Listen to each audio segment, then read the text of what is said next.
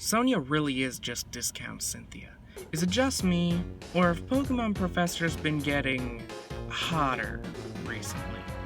I'm sorry, but look, Professor Elk, Professor Birch, Professor Juniper. What are those? Nerdy, loser, virgins. Professor Sycamore, Professor Kukui, Professor Sonia.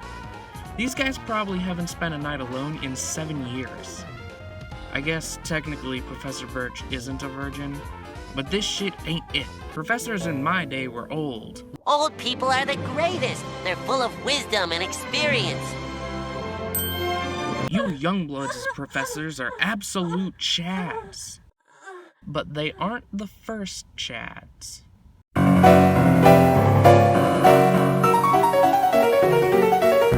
Ah, yes. The hardest Pokemon fight ever.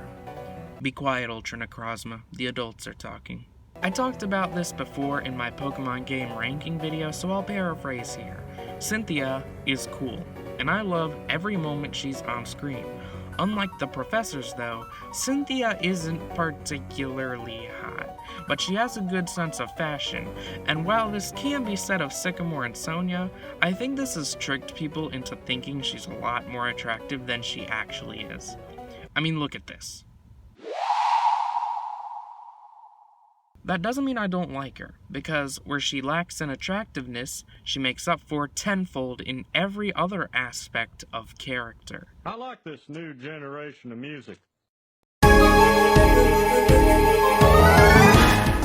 Once upon a time, I went back to the Ooga Booga cave drawing in Celestic Town after beating the game, and Synthwave shows up. Exactly what I want to see after conquering the Pokemon League. Now this is what I want to be greeted with when I'm done with the challenge. This, that, her. When she shows up, she talks about an interesting theory. Earlier in the game, it's established that this painting represents either Dialga or Palkia in the middle, with Uxie, Mesprit, and Azelf surrounding them. But Cynthia has a different idea. What if, instead of the Lake Trio, it's Dialga, Palkia, and Giratina?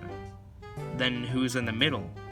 Someone far more powerful, presumably. Imagine playing this game in 2009 when it came out, without watching the anime or that movie, not knowing who Arceus is, and you hear this. Everything you know is a lie.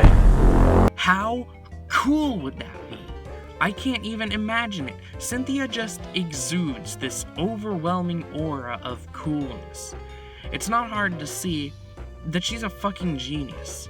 Now back to Sonia. Let's compare this to a similar scene in Pokemon Swoosh. Sometime after beating the Fire Gym, you're urged to visit some tapestries in Hammerlock.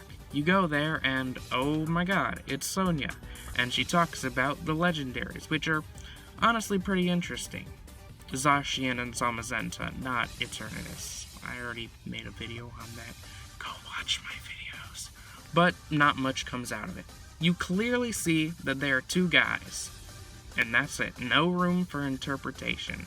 And later in the game, a mural breaks to reveal some statues depicting Zacian and Zamazenta. For some reason, the lore of the Galar region was poorly covered up, and no one figured it out until now. Who did this and thought, yeah, nobody will ever find out that dogs saved us 3 billion years ago? They must be really fucking stupid.